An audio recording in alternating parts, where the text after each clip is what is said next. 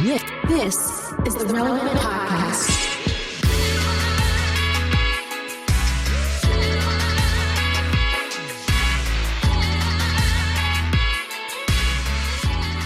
It's episode 1192, and it's the Relevant Podcast. It's a lot of podcasting, by the way. It's a lot. I'm here in Orlando. I'm your host, Cameron Strang.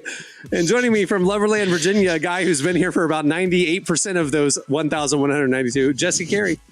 Hello. Arguably too much. I think too much there's some Jesse Carey. arguments out there. From Loverland, Virginia, it's too much Jesse Carey. From Nashville, Tennessee, our managing editor, downtown Emily Brown. Hey, y'all. And out there in LA, you know from Social Club Misfits, it's Marty. Hooty hoo! Yeah, you still haven't found it. I like I'm it. gonna get it. I thought we had it for a while, but Yeah, I thought we did too. I just trying new things. Jesse, on the last podcast, you started out the show. You didn't even let me get going before you commented on what I was wearing. And I feel like we have a cast member in our purview right now that we should have. I have some questions. Yeah, tread because lightly. For people who can't see, Marty is wearing not only a Yankees hat, but a hoodie that also very prominently has the Yankees logo. Also, Marty is of my friends, Marty is the least sports fan. Yes, yes, I am. I say sports guys' names in the chat, and like he goes, "Yeah, awesome." Has no clue who he is. I don't know what you're talking about.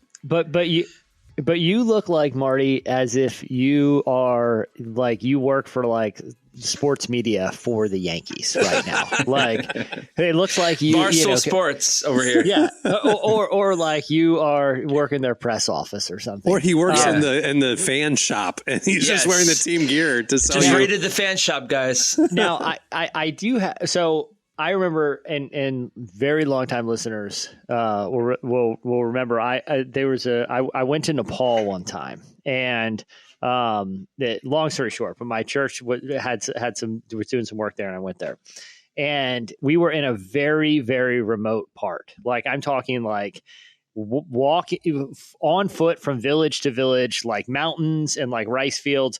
We are about as remote as you can get. Okay. Mm-hmm. Mm-hmm. And there's a guy walking towards us, a Nepalese guy, and he's wearing a Yankees hat. Okay. Mm-hmm. And I was talking to my translator walking down this road, and I was like, isn't it crazy? Like, even in this kind of remote place, the farthest place from like New York, like, the Bronx where the Yankees play, you'll find a baseball fan. He's like, dude, that guy has no idea what that hat is. Yeah. He has no idea what that logo is. And sure enough, I was like, ask him. The guy had no idea. I was watching SportsCenter this weekend, and they had, these little documentary segments, Mm-hmm. They did a segment about how Yankees hats are everywhere in Central America. And they did a thing in Brazil. They went to like Sao Paulo, Brazil, and everyone on the streets was wearing Yankees gear.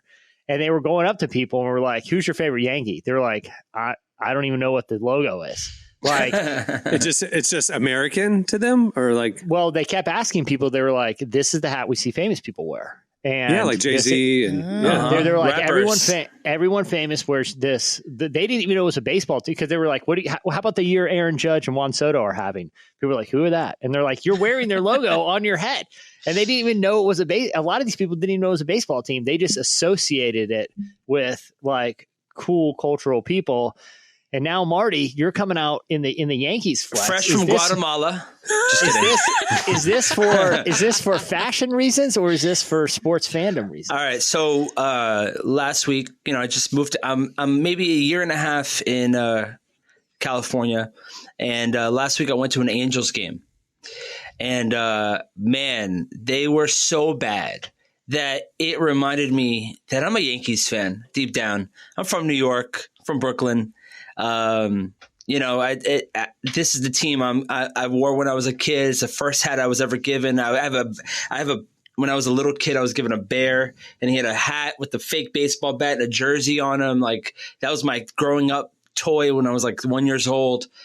It's in my blood. I'm Navy in the blood, to be frank with you, Jesse. So I'll be honest with you. After that game and seeing how bad the Angels did, it was like 8-1. I realized that I'm not an Angels fan. Even though I had the Angels hat, I bought it to fit in. and I realized it doesn't even look good on me. I'm going to just give it away. I'm going to give it to the homeless. So, yeah, I think I was just reminded of my roots this weekend. Now, are you following the Yankees, or is it just you were so disgusted? You were so disgusted by the brief association with losers. It's it's more than just, it's like, I understand those Central Americans. It just means something. It means something. It's deeper than baseball. He wants to be walking around Orange County just telling people non-verbally, I am not one of you. I am better than you. I am not one of you guys. Yeah. I'm sorry. Your team sucks. It's the worst. My wife loves them. I hate them.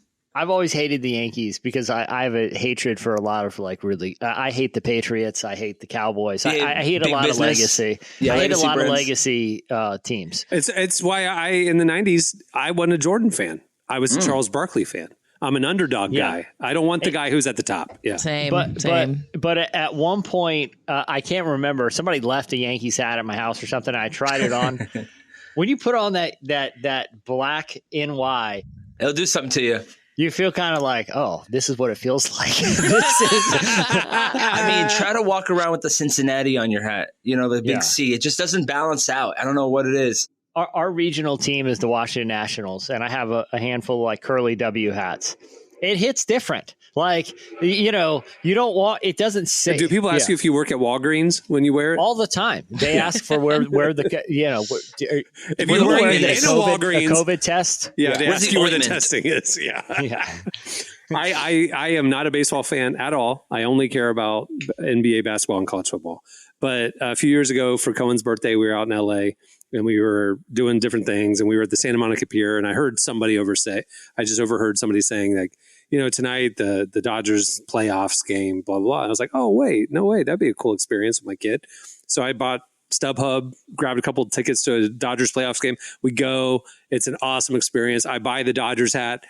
And so I have the Dodgers hat, but I've never worn it out in public other than at that game. I will say the Dodgers hat and the Yankees hat are about same level. Yeah. Then you have the next tier of, and this is just for fashion reasons, not sports reasons. And Emily, I'm interested in your perspective on this because the elite tier of just cool, and it can transcend hip hop culture, sports culture, is Yankees Dodgers. The next level is what I feel like is indie rock roadie guys.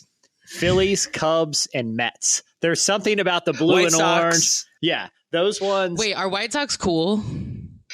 Only because Ice Cube wore it. I don't know. Yeah, 1990s hip hop wore White Sox hats. Yes, that's what it is. So here's the thing. I'm going to a White Sox game next week because I'm going to Chicago. Not solely for a White Sox game, but I have to go to a White Sox game anyways. But I don't know anything about the White Sox to the point where we were all talking as friends and they said we were going to a Sox game and I just thought Red Sox because that's the only other one I knew. And so then I tell my dad I'm going to a Red Sox game and he goes, when are you going to Boston? And I was like, no, the Red Sox in Chicago. He goes, that's the White Sox. So he was really disappointed in me, but I don't know anything about the White Sox. So are they good? They're not good, but it is an elite baseball hat. I agree. The black with the white calligraphy socks. Okay, so I should get a hat. You will look like a rapper from 1997. You're going to look hard. Yeah, do it. The next tier is pullover Charlotte Hornets starter jacket pullovers. That is a tier all into itself. Do you guys hear that? I'm sorry. Did you just go into space? SpaceX? We all heard that, Jesse. That was a fighter jet. Oh wow, that was a UFO. You can't tell me. No, they have. There's an airbase. There's an airbase right near us, and they are doing some hardcore training exercise. That's wild. That's I've heard it many, many times over the years, but never that loud and that quick. That sounded like it was right next to you. Yeah. If I had a kid right now sleeping, I'd be so upset. They're flying exceptionally low. Take that for what you will about the series of global events happening and the training they're doing out here. But they are flying very what are you implying for real? I just saw Civil War. Tell us more. That well, there's been conversations around. I mean, do you really want me to get into it? Yeah, if you're telling us that there's something globally about to go down, please I'm just tell saying us. They're doing really low. They're doing really low flight patterns, and generally that means preparation for urban warfare, where you fly literally below radars. It's not standard training. when you have fighter jets doing that level of. How do we make a joke and get out of that? Good Lord. Well, that's what I was saying. Do you want me to say the real thing? Here's the thing. I feel like as soon as you said that, I was fully prepared for like SWAT to come in and just like take you out. Like you're not supposed to be saying this on a podcast. No, I mean, they're not making any secret of it. They're flying. It's like Men in Black. You didn't just see that. And the guy just shows up. Yeah. Jesse's the guy who texted us during the pandemic. My cousin works at the Pentagon. He told me that you need to get water now. We all got that text. We need to get water now. No, we're used to fighter jet noise, but they're flying exceptionally low. Yeah, that was wild. Wow. Shook the building. Well, it really did. I mean, literally, car alarms have been going off and stuff. Wow. Holy cow. Yeah. And they have actually, there are laws around here. They're not allowed to break the sound barrier until they're so many miles out to sea because it can literally shatter windows. Oh, wow. Yeah. And in Florida, we have insurance companies don't want to insure homes because of potential hurricanes. In Virginia Beach, you can't get insurance because your windows will get shattered by airplanes. By fighter jets. That's crazy. Lie. Yeah. That's crazy. One went a couple years ago, one guy, and nobody's hurt, so I guess we can't lie. It was because they take off right over the ocean front here, and then they go out to the Atlantic Ocean. You just see them blast out of here. I saw Top Gun. And one guy, she only remembers the shirtless volleyball scene. There's a lot of that down here too. There's a tremendous amount of that down here as well. Jesse, you should have told me that. I would have been there. I would have visited you way sooner. Join the military over here. A fighter pilot was coming into land after going back out, and something happened. They didn't ever really kind of release it. It's kind of all confidential. He had to eject, right? And the fighter jet landed in an apartment complex and blew up. Nobody was hurt. Like the fighter, the pilot, had broke his ankle or something in the ejection. You think you've had a bad day at work? Imagine like I had to eject from a $500 million jet. Like that is the ultimate bad day at work. Like I came in a little hot and I just had to bail. He wasn't hurt. Nobody was hurt. I thought you were going to say the bad day was that you come home from a bad day at work and there's a fighter jet in your apartment. Your dog got eviscerated by the fighter jet. No one was killed, but no pets survived. But I'm assuming like your insurance or whatever would cover that. Yeah, but you still don't have a home in the meantime. If you got to walk back into like the admiral's office and be like, my bad.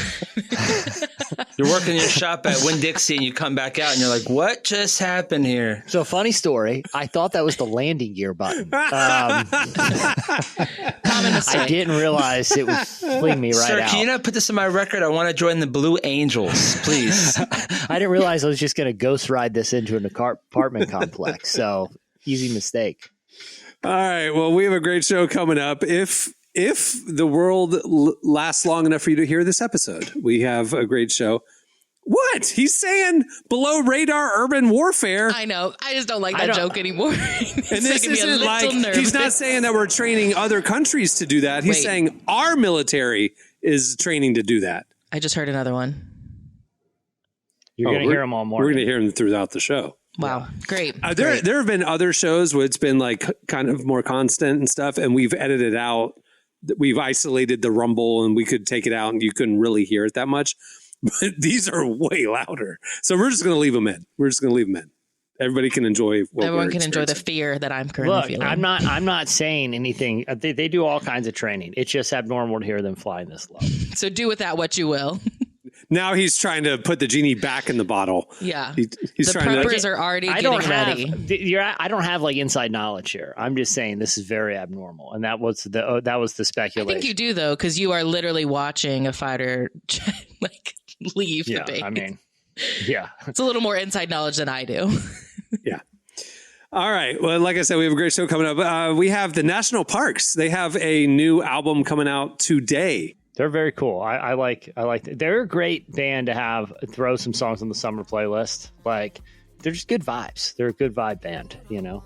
You're about to hear those vibes in a couple of segments. At the end of the show, we have your feedback, but stay tuned. Up next, it's Relevant Buzz.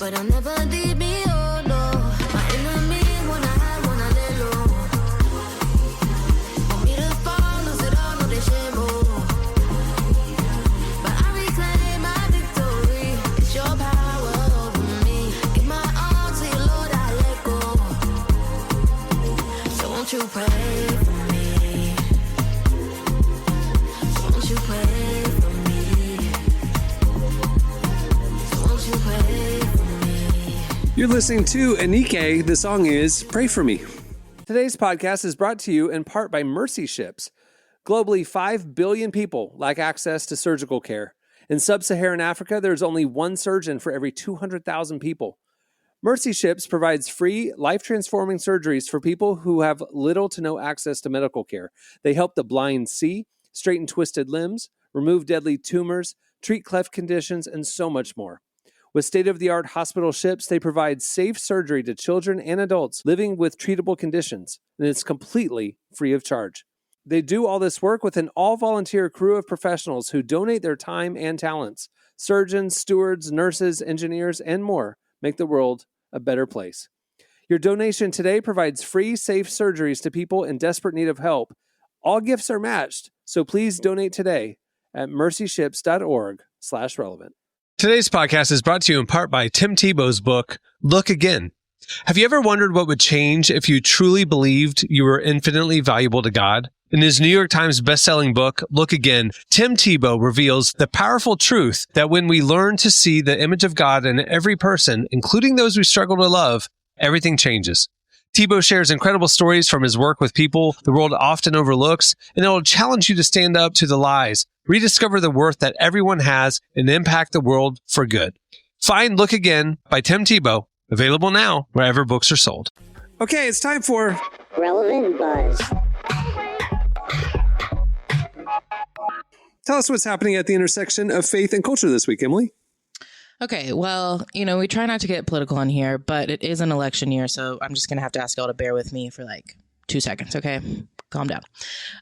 This week was the Democratic National Convention. And we can be political, but we're not going to be partisan. How's that? We can talk about politics, but we're not going to like pick sides. I'll agree Is that with fair? I'll agree with that. Deal. Okay. Well, this week was the Democratic National Convention. Last month was the Republican National Convention. And while there were definitely some different vibes at each of them, there was something that both conventions had in common that we noticed and we wanted to talk about. In the past, media outlets are the ones who are invited to cover these events, right? And that's obviously still happening. But this year at both conventions, there were hundreds of influencers who were invited to attend and cover what was happening during the whole week. So the RNC invited about 100 conservative influencers, while the DNC invited about 200 influencers to cover the events. And not just like political influencers, they invited like lifestyle influencers too. So they're just there to cover what's happening, share what they're seeing, share who they run into, different things like that. It's just a really interesting shift in how I think we're embracing how we're getting our information these days. Because like I said, I think my parents are looking to media outlets for what's going on. Me and my peers, we're looking at the people who look like us, who are at these events, and they're posting what they're covering and stuff. So, it's interesting too, because some of the influencers, they're aware of that responsibility. And they said they're aware that Gen Z and millennials trust them more than they trust media outlets. And I don't know, it's just an interesting shift that we noticed this year. I got good news. Real quick. I just Googled. Apparently there is an Italian Air Force show fleet preparing for an air show around here. So maybe we're just talking that. Maybe we don't have to worry about any warfare. We're still coming off the news of Jesse right now. We're still trying to settle down. I don't want a bunch of Italians flying around low around my city either, though. It's the 75th anniversary of NATO. Maybe it's probably related to that. They can celebrate some other way. Okay. Probably nothing to be concerned about. I actually fully disagree. I think you're trying to diffuse what you did. No, I just Googled it. They said, well, I know they're there, but I'm saying I don't think they're shattering windows in Virginia Beach to prepare for an air show. Who knows? The Italians are reckless people. They fly a little too close to the sun. If we know anything about Italians. Yeah. They're flying too close to everything.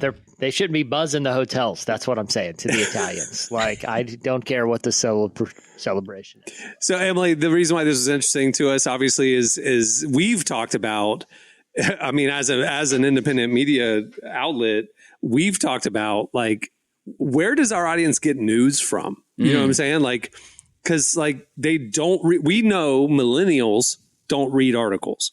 Millennials will read a headline and react. They'll react on social, whatever. But they didn't. You know, so clickbaity headlines really engage millennials. Gen Z doesn't even read the headline. They aren't even on outlets that have headlines. They aren't on Twitter. They're only on TikTok and Reels and stuff like that. And so it's like, where, if they're consuming media only on video clip formats, where are they getting information from? And so how interesting that both of these conventions are like, yeah, I mean, we got to go where they are. And they credentialed lifestyle influencers to come to the political events. I thought that was interesting. It might be a precursor for a major long-term shift in media and how it's covered. So, well, I was just thinking about how Elon tweeted this the other day. He said, now it's time for person-to-person news and no longer news conglomerates. But I'm like, how verified are these like the Elon Musk interview with Trump was pretty weird, to be honest with you. Yeah. And then he was like, the next day he had Theo Vaughn with Trump, which was another weird one because they're talking about drugs and like nothing political really, I felt like, or it's just like the same regurgitated talking point all year. But it's interesting that like that is who is getting our news. And then there's this new theory where it's like, if you don't know something, it's a conspiracy. And so I think one thing about journalist and being a journalist is that you're finding the truth. So, you're doing research. You can explain, hey, this is why this happens. It's not a conspiracy. There's a reason why they were gatekeepers, right? Because and I'm a believer in the medium of podcasting in particular. I think it's a net positive, and I think people are more open to have crazy conversations.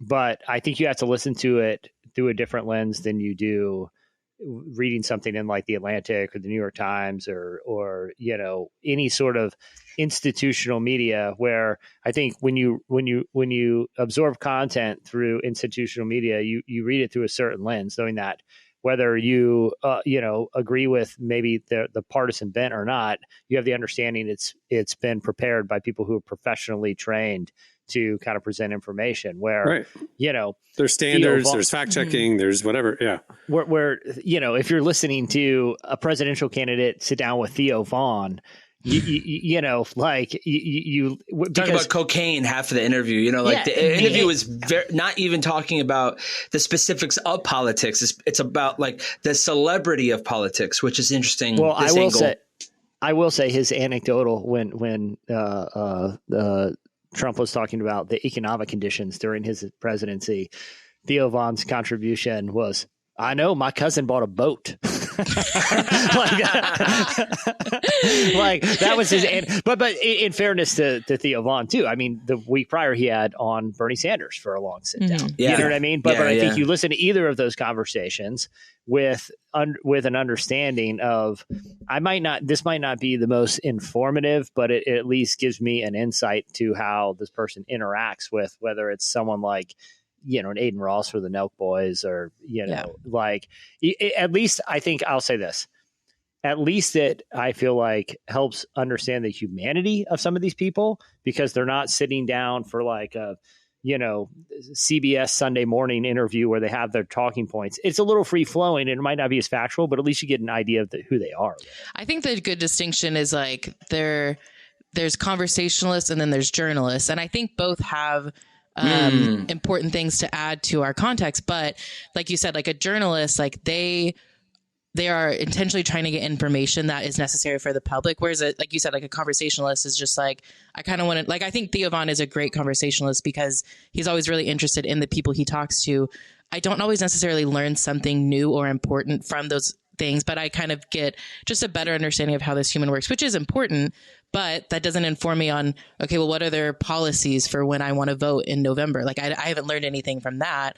And I think they serve different purposes, and we just have to know going in, when you're listening to media, like you said, some people just, there's a different agenda there, and you kind of have to have like a different mindset when you engage with different media. But specifically about what's going on right now, what you're talking about before we move on to the next thing is the political conventions and the way that these influencers are covering them. If you follow, I followed a bunch of them and saw what they were posting. It was all behind the scenes stuff. And it was like, look at the prices of the hot dogs at the concession stands here at the DNC. And it was just like experience, and it wasn't information. It wasn't interviews. It wasn't news. And so then I'm thinking these followers are like, oh yeah, they're aware the DNC is happening in their social media feed, but they don't get any information about how to think or vote. But it's like, oh, it looks cool, and this influencer like is there, so I like the Democrats.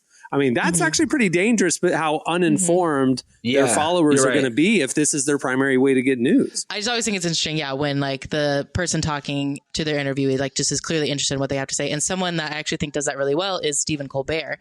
And I actually wanted to bring him up because he had someone on last week who, truthfully, I didn't know, I'll admit it, but now I am a fan of. He had on Nick Cave, who was the lead singer of Nick Cave and the Bad Seeds. I hear he's a bad seed. Oh, sorry. Yeah, I was making it. He was a big star in like the 70s, 80s, Did you and 90s. boo me? Did you literally boo me just then? I did it. I heard Will, he's a boos. singer. You have dad jokes, you have ironic jokes, and then you didn't deliver it with enough confidence. You said it. Well, she ruined it by saying Nick Cave and the Bad Seed. She said it already. When she just said Nick Cave, I was gonna be like, I hear he's a bad seed. But she stepped on my line. But here, the delivery should have been, I hear. Yeah. He's a bad seed. You got to dangle it. That was it. That was it. See, I was worried because she was plowing forward with it. I was interrupting her, So that's why you weren't booed for the joke. You were booed for the poor delivery. The delivery of the joke. Got it. Thank you for the critique. It's what we do. We got to keep each other honest there. All right. Anyway, Emily, he said what? Yes. Okay. So Nick Cave, he was on the show. Honestly, the entire interview is really great. Like, Nick is clearly a deep thinker, which I just really appreciate. But he also knows he's a deep thinker because he started in an online advice column called The Red Hand Files, which he people who need advice about life or grief or philosophy or so many different things, like they write in and ask questions and he responds. And he brought up a response that he gave to someone and he read it on the show. And I just have been thinking about it for days and I wanted y'all to hear it too. So before we play the clip, Jesse, tell me, like, I know the name Nick Cave and the Bad Seeds. I know he's like an 80s music. Like what stream does he come from? Like what's the music that he's famous for? I would put him like sort of in the same stream as like a Tom Waits. Sort of like that makes sense. Another person, no idea of. So I would say like sort of avant-garde, like not like indie rock, but Americana avant-garde singer-songwriter. Is that a punk influenced folk music, kind of edgy? I would say like Americana meets like New York rock meets like underground. Folk. Yeah. Like I said, I would put him in the same boat as like Tom Waits. That's good. Yeah. Like a Tom Waits or like a Josh Ritter. Do you guys remember Josh Ritter? Some of those artists, I would kind of put them. Got it. Anyway, so here he is wearing a suit and tie now. A departure from the Colbert Show earlier this week. So the question. So someone has written in, called Valerio from Stockholm, has written in saying, following the last few years, I'm feeling empty and more cynical than ever. I'm losing faith in other people and I'm scared to pass these feelings on to my little son. Do you still believe in us, human beings? So this is the letter that I wrote. Dear Valerio, much of my early life was spent holding the world and the people in it in contempt. It was a position both seductive and indulgent. The truth is, I was young and had no idea what was coming down the line. It took a devastation to teach me the preciousness of life and the essential goodness of people. It took a devastation to reveal the precariousness of the world, of its very soul, and to understand that the world was crying out for help. It took a devastation to understand the idea of mortal value, and it took a devastation to find hope. Unlike cynicism, hopefulness is hard-earned, makes demands upon us, and can often feel like the most indefensible and lonely place on earth. Hopefulness is not a neutral position. It is adversarial. It is the warrior emotion that can lay waste to cynicism. Each redemptive or loving act, as small as you like, such as reading to your little boy or showing him a thing you love, or singing him a song, or putting on his shoes keeps the devil down in the hole. It says the world and its inhabitants have value and are worth defending. It says the world is worth believing in. In time, we come to find that this is so. Love, Nick. Very good. I love that sentiment, about hope. And I think, even if, people out there aren't like parents who don't interact with like kids and stuff, there is like a whole culture that I feel like is easy to ignore sometimes, that is full of joy and full of hope, and that is totally devoid of like anger. Like, right. Do you guys know the Savannah Bananas? Like, I love them. They just came signed a through deal town. with TNT. 5 Friday night shows. I just performed and they performed the day before. They're huge. They sold the whole stadium. They're on this world tour right now. They just came through town. I had 5 different email accounts trying to get in a ticket lottery, because in order for the privilege of buying tickets, you have to win a lottery. It's basically baseball's Harlem Globetrotters. But infused with like TikTok, right? Yeah. Because like dancing is a big thing. Like, fan because I really want to go see a bunch of good-looking guys in their 20s dancing around and gyrating. But I will say Emily, this: you like, would love baseball. Oh, I know the Savannah Bananas. I know The 'em. actual team that I performed for, they didn't sell it out. But the Savannah Bananas, who are not from Fresno, they sold it out the day before we did the event. Well, and that's the thing. They're this sort of like phenomenon. You could put like like some of the Dude Perfect guys in that same. Like there is this like. There is like a thriving culture, and it starts. I think the Savannah Bananas are kind of a phenomenon for all ages right now, but it started because kids like them on YouTube or whatever. But like it taps into the same thing he's talking about there. If you could just set aside like all of the heaviness of adult conversations and thinking about the heaviness of the world and why you need to be angry at this person, there is real hope in just the joy. Like in his analogy, it's putting on the shoes of a little kid. In like a cultural analogy, it's like just appreciating and thinking something like the Savannah Bananas is fun. Like, wait, this is totally devoid of anything but just joy and hopefulness. But you have to intentionally pause everything and see it through that lens. It's watching them when they came through town and just swept the whole town. Everyone there's all people wearing jerseys all around town at the grocery store. Like it was just like a fun moment. But hearing him talk, it spoke to that same impulse of like, you have to be willing to pause and appreciate good, innocent, joyful things, or else you will ignore them, Yeah, I think it just was a really good reminder to have like hope, like you said, and like fighting for it. And sometimes that means just finding fun things, which is really kind of leads to the last thing that I want to share. We found this really cool video last week. Really, really cool as in air quotes. I mean, it's cool. It's a fun video. I receive. I'm seeing the world through banana shaded lenses right now, and I will believe this is cool. Jesse, I actually think you are going to really enjoy this. So there's this guy online named Matt Glocky who basically covers popular songs as other popular artists. And he did one last week where he covered Foster the People's song Pumped Up Kicks as if Chevelle did it. Jesse, can you give a brief explainer on who Chevelle is? Because I feel like you're the perfect person for this. We covered them back in the day. Yeah, Relevant. Chevelle was like I would put them in like the hard, like early aughts hard rock, like alt rock, sort of like post grunge. They had, I think their big song was Red. They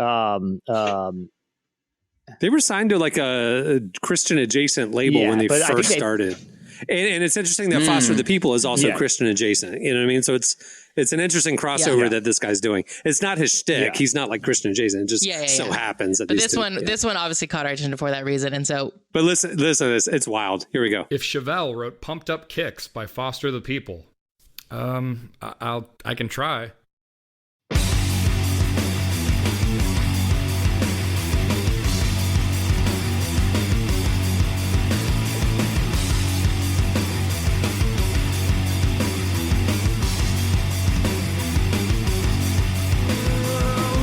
Got a quick hand.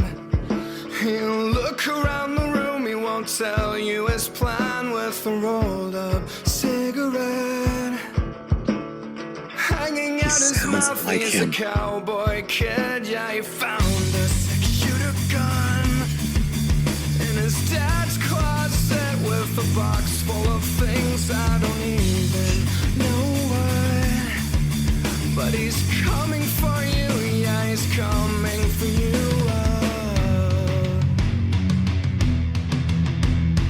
All the other kids with the pumped up kicks, you better run, I'll run my gun. All the other kids with the pumped up kicks, you better run, faster than the bullet. It goes on from there. But it literally is a dead ringer for Chevelle. Sounds like a different song. I love that song too, but it just sounds. It's crazy. It does feel like I'm hearing the song for the first time though, just because of like the lyric. Like I feel like I can hear the lyrics more. You know, my favorite. You know, Mark Foster is famously married to the actress Julia Gardner. A lot of people know her from Ozark, and she's been in a handful of things. You know, a rising actress. I went to a wedding with Mark Foster. Hung out. I remember interviewing him years ago. Very thoughtful guy. I really like Mark Foster. His dad's a pastor, right? Do you know who the bass player for Foster the People is married to? Rainn Wilson. No, this is a very. I feel like there's our older audience will appreciate this. The bass player for Foster the People, a longtime bass player for the band. I think a founding member. Mandy Moore. Rebecca St. James. No way. Ooh. Yeah. Wait, I love celebrity connections like this. Wasn't there just a movie about her? That's crazy.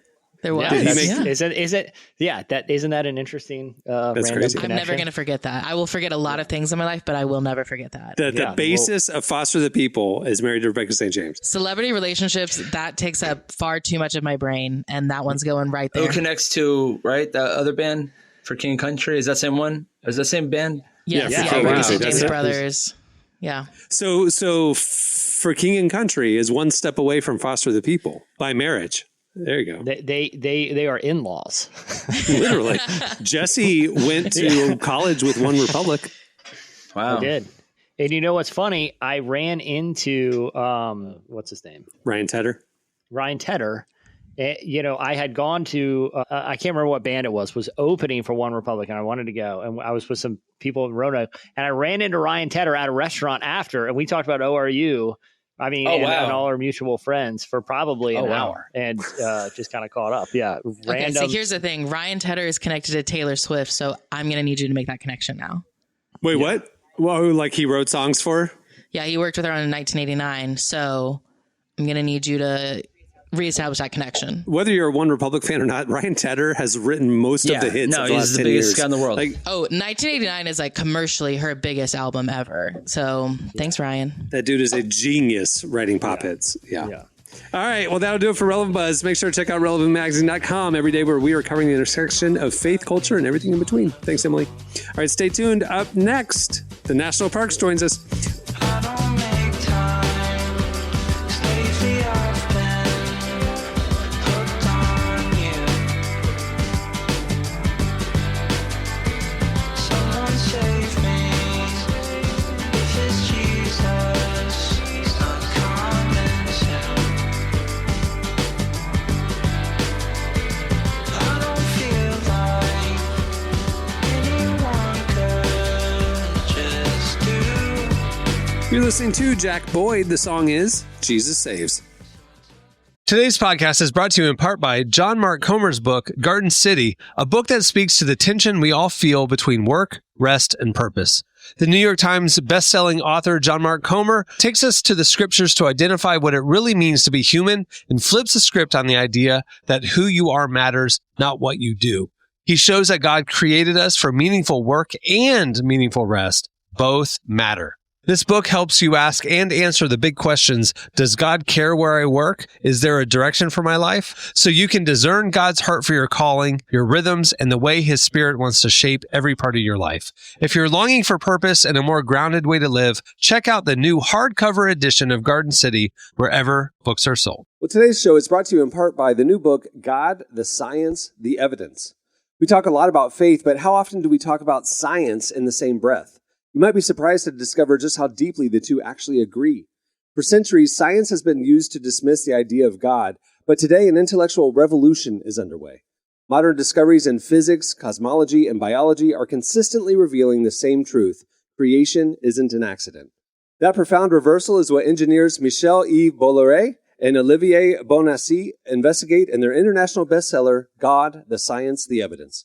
This book is a rigorous, evidence-based critique of materialism, inviting you to explore over a dozen scientific, philosophical, and historical domains. It shows that what was once seemed impossible, that science could point to a creator, is now supported by a vast and convergent body of evidence. With over 400,000 copies sold in Europe, this book is sparking a global debate.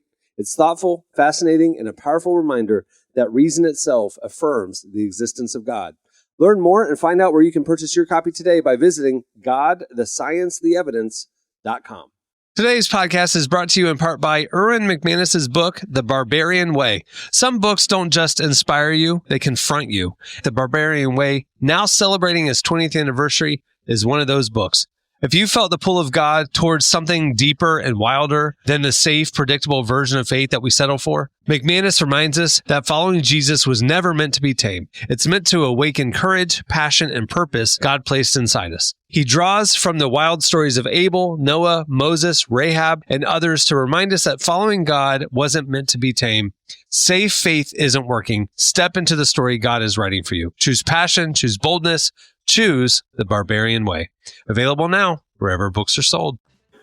Well, today we're joined by indie folk band, the National Parks. The Utah-based band is, like Jesse said, the perfect artist to add to your summer playlist. And today they're dropping their new album, Wild Spirit. We sat down with members Brady, Megan, Cam, and Sydney to find out more about the project, which is all about their surprising spiritual journey. Here's our conversation with the National Parks.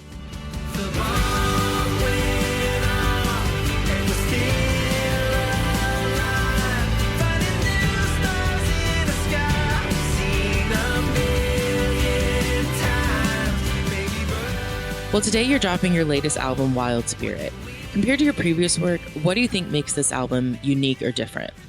I'm sure everyone can chime in here, but I would say that it feels very much like a callback to our roots. It's definitely more folk, more stomp holler, but also incorporates things that sound elements that we've incorporated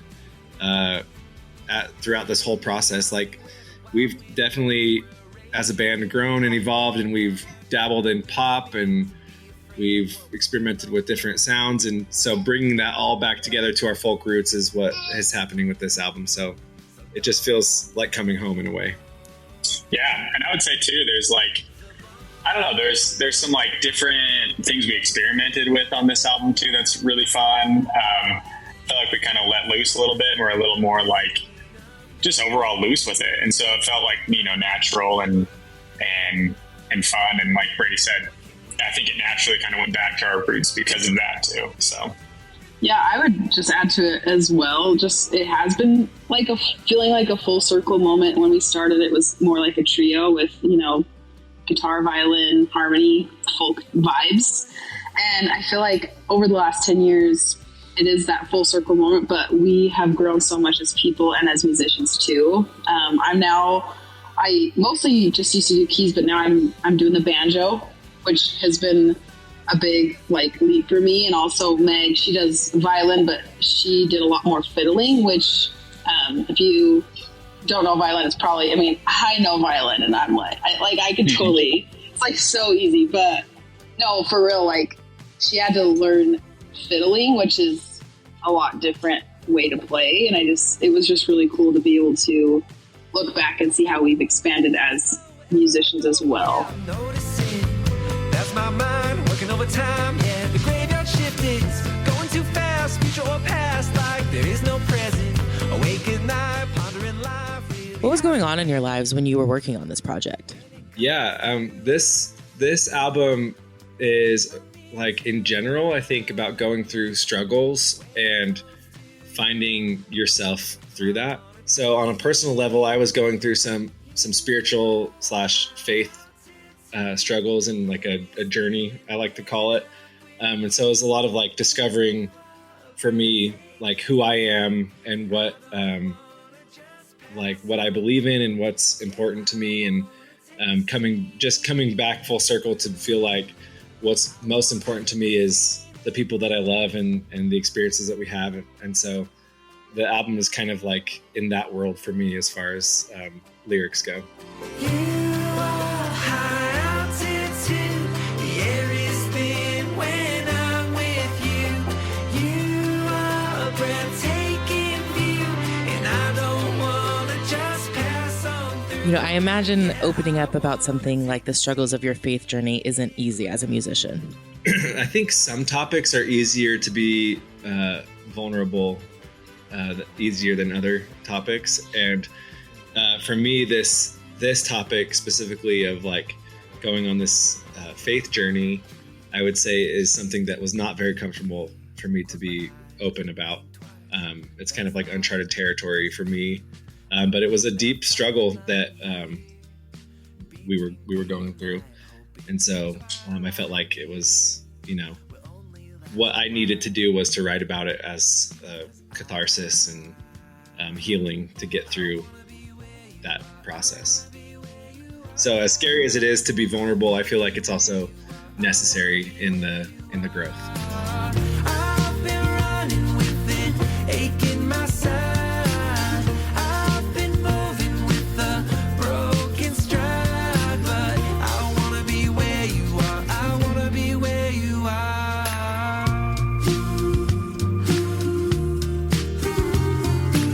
Yeah, I've been hiding in the low light. I am curious, how has faith played a role in your careers before this project? Yeah, great question. I think faith is a huge part of all of our lives, and I think it has played a huge part in our music. Even this album, with, you know, kind of being uncertain about beliefs and spirituality and what all that means. I think no matter what, we want our music to be uplifting and inspiring, and I feel like a lot of that comes from how we were raised and our faith and belief in something bigger than ourselves. And so I think no matter what, like, it'll always play a big role, having hope and having, a faith in something bigger than us, for sure. Being outside, and I think this is kind of for all of us, like in nature, is something for me personally. I've had some of my most like spiritual moments in just beautiful outdoor places. And so I think that that's something that we try to do too through our music, is like, it's a lot about nature, I guess, our music. There's a lot of metaphors. Brady does a lot of nature metaphors. And I think that that is something too, that just like, for me, being outside is a place I feel a spiritual connection and to something, and to be able to have that somewhat in our music too, I think is cool. Yeah, and I think too, also, like, faith plays a big role in just who we are too, and just like what we're trying to accomplish, you know, like you said, I mean, it's been 10 years and we just have faith that, like, when we just keep going, you know, and like keep reaching people and having that faith that, like, you know, that we're a part of something bigger than, like what Brady said, bigger than just ourselves, and, you know, that faith that just keep going and keep reaching people. Yeah, and I actually was going to agree with what Mag was saying with the nature role in our music.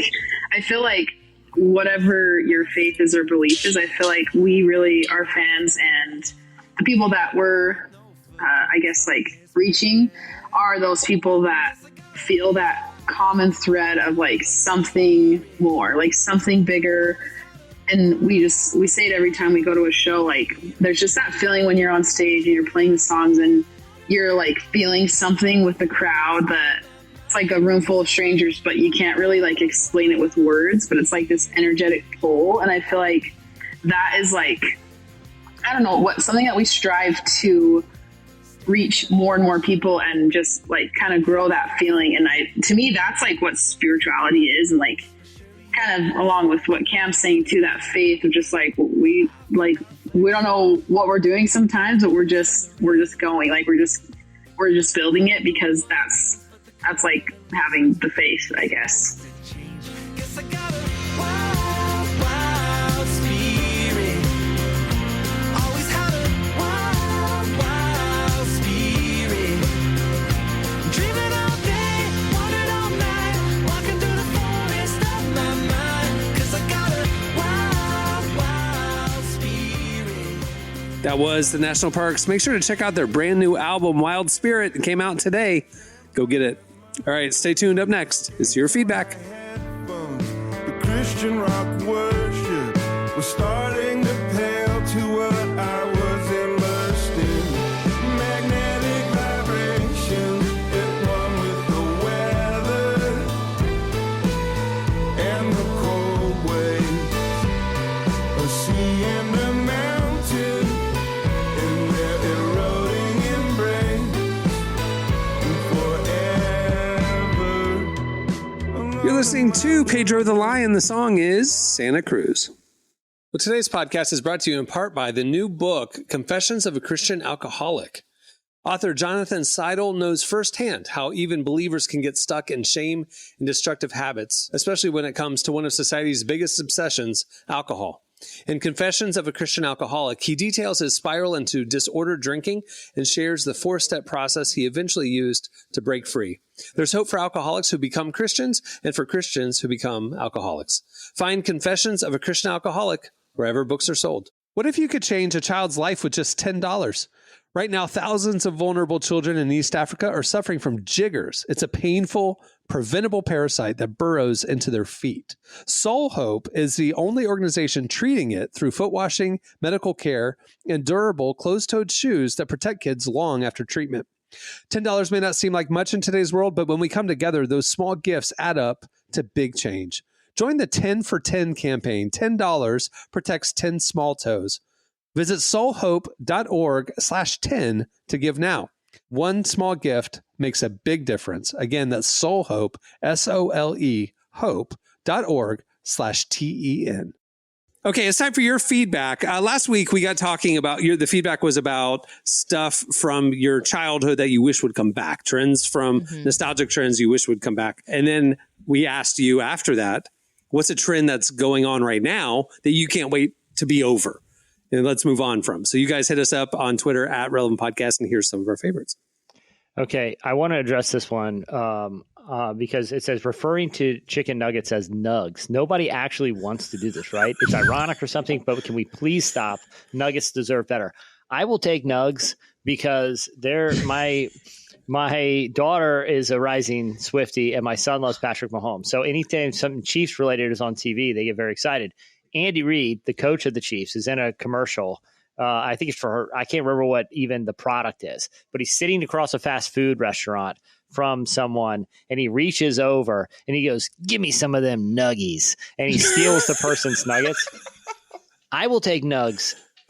Like every time I look across my living room of my house, and my wife, even if we have friends over, they're like, "Did he say give me some of them nuggies?" Like for some reason, it's just very unsettling. It is very. I would take nugs. There's something just that really disturbs me. So you're saying you're fine with nugs because at least it's not nuggies. Yeah, Andy Reid has I agree ruined with that. Nuggies. I get that. Lesser two evils. I like it's Chad 87 said saying I'm on my way when you're still at home, just being honest. I'm glad you brought that one up. Because here's the thing. I do hate it when other people do it. Now, do I do it myself? 100%. But I get really annoyed when other people do it because I have about 50 friends' locations on Find My Friends. And so I can see when they say they're on their way and I'm like, I know for a fact you are at your house. What is more annoying, that or when somebody says, "Sorry, I'll just be 1 sec," and they're actually 5 minutes late for a podcast? Ooh, I'm turning it up. Yeah, that's such a Latin thing, man. He did say he's on my way. I'm on my way, and then he shows up 5 minutes later. You're like, I'm pulling in right now. You're not. You're like 2 lights away. Like there's a certain etiquette for it, and it's we call it in Miami we call it the ish. I'll be 7-ish. It's like you don't know what that could be.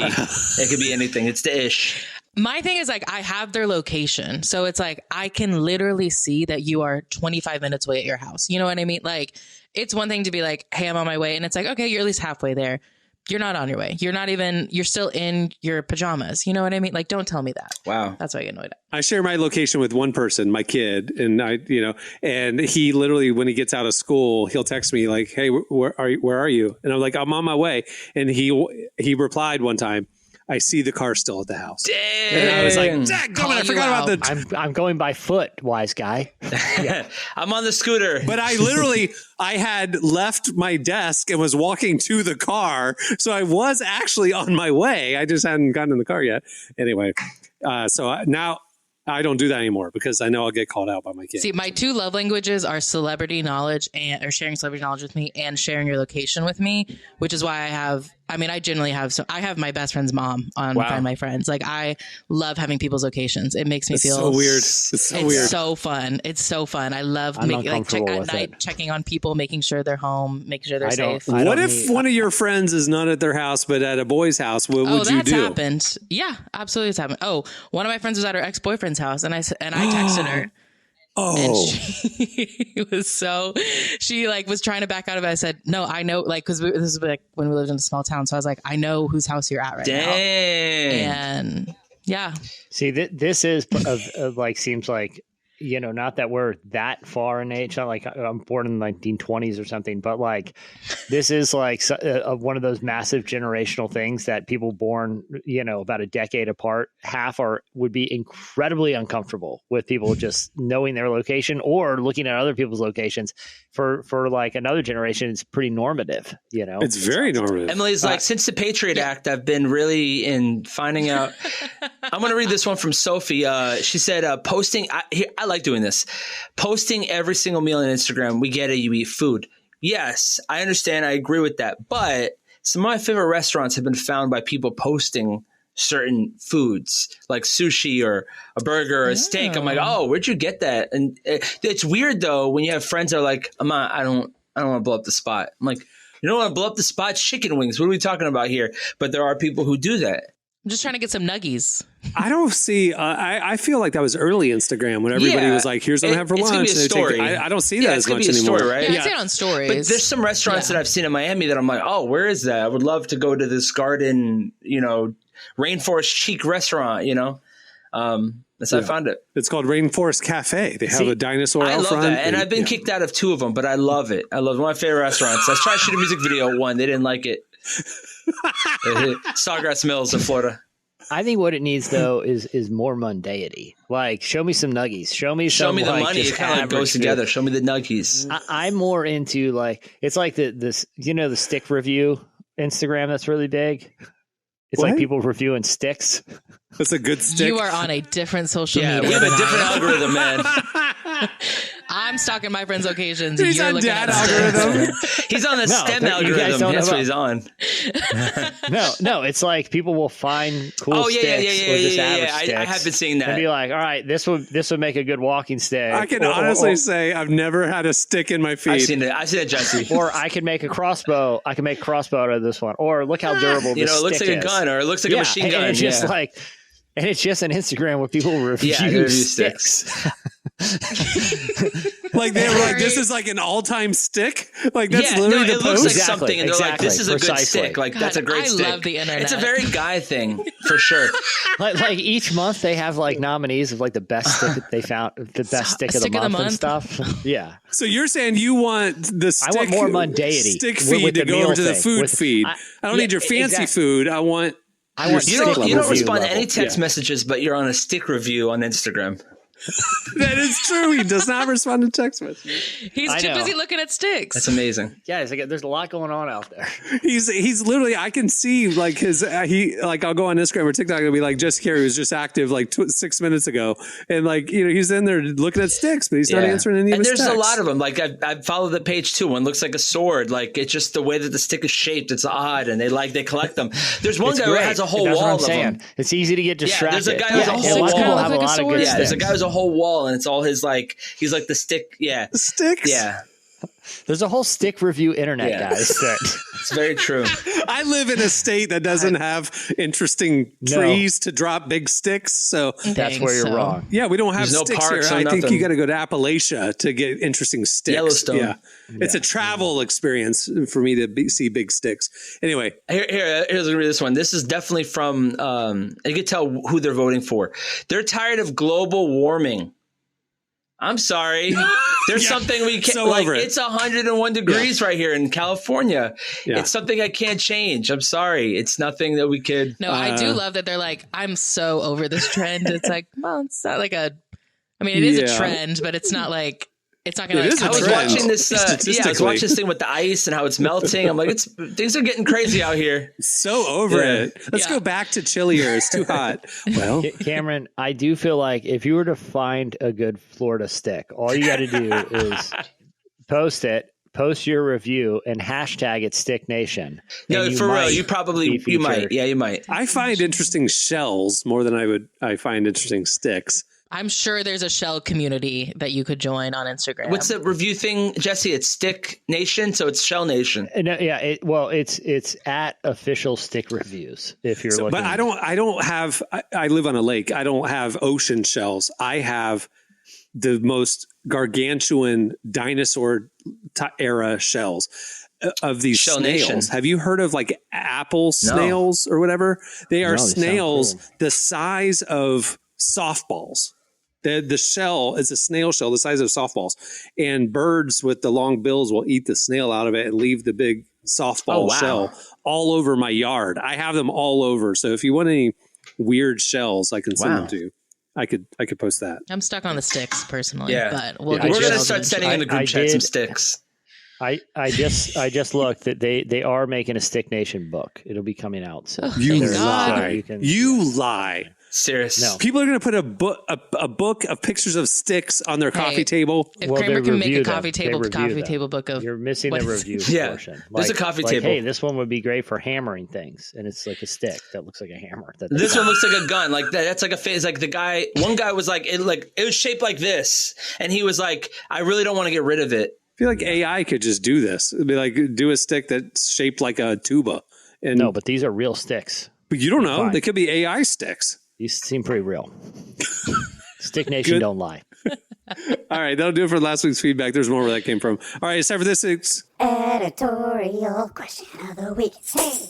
All right, well, we got into Stick Nation, so we want to know what social media niches you are into or have invaded your feed by no choice of your own. But like, what are some social media niches that you need other people to know truly do exist? I did not know Stick Nation existed. So hit us up on Twitter at Relevant Podcast and tell us other weird niches that are in your feed. Wait, I do have one. My best friend I know, she shared a couple chair memes with me before.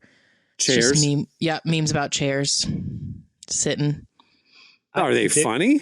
No, but there's an entire Facebook group that she's a part of that they just post. You lie.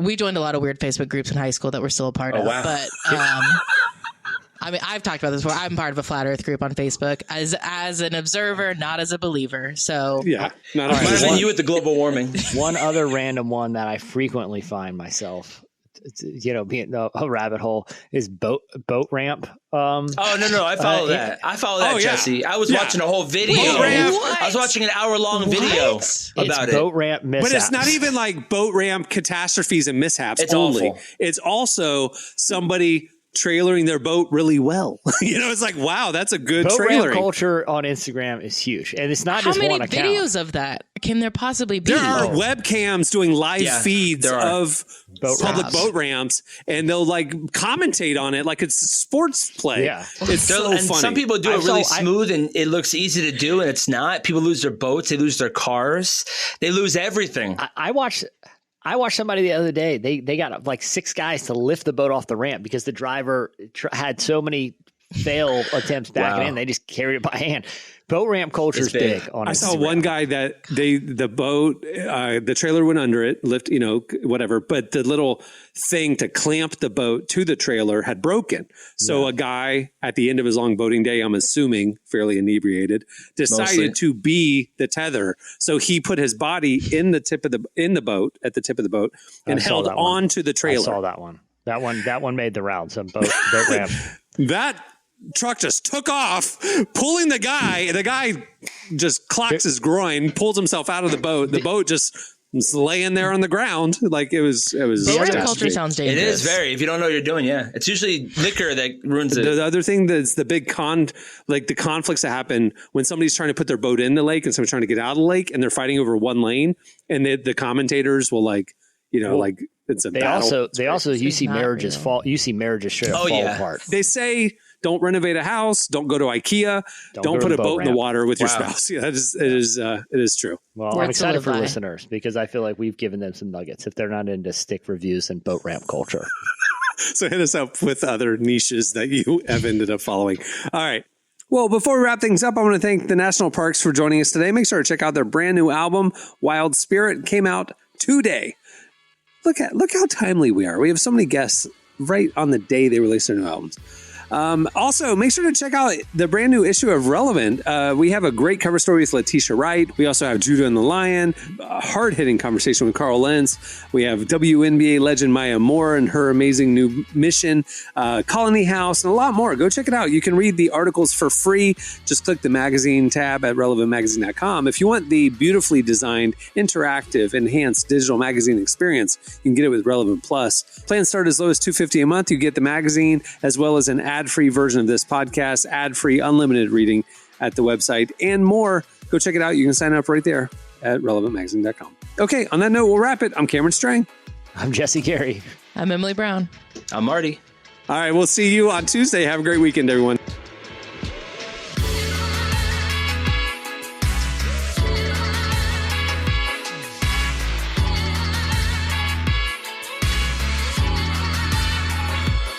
Thanks for listening to the Relevant Podcast.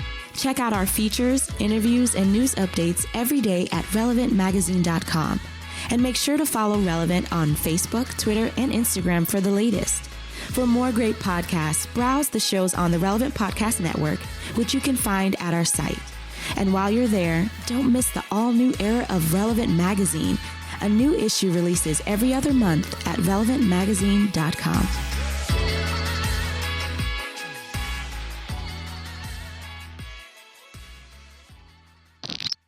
The Italians are reckless people. Relevant Podcast Network.